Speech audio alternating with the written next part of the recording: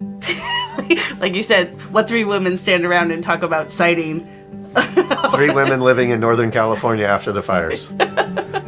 My name is Jessica Lynn Link. And my name is Andrew Christian Johnson. We have a small vineyard and a small wine brand that we do here on the property. We're in the mountains between Santa Rosa and Calistoga, so between Napa and Sonoma County, in a little community called Knights Valley, which has vineyards and cows. And that's about it. It's been the same since the first day I ever came up here. It's comfort. I walk into it and it makes me feel warm. It's everything. I had a very specific look that I wanted for the outside of the house.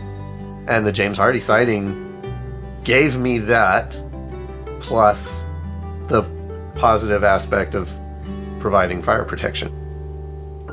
Sunday night on October 8th, I was actually in the house and I smelled smoke.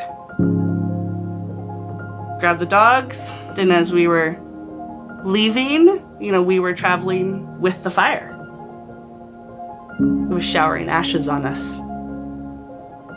Nobody had any idea the fires were going to be as big as they were, or that it was going to be the devastation that it was. 3 to 4 days after the fire, 90,000 people had been evacuated from their homes in Santa Rosa. I knew the house was gone. So it was 19 days before they opened the roads and allowed us to come up here. We came up here and everything was just black all around. There were trees that were down the hill that were still smoldering and burning, and then we get up here and our house is, in relative terms, fine. Spectacular, even. Everything outside the house was destroyed, but the house was standing. We were lucky.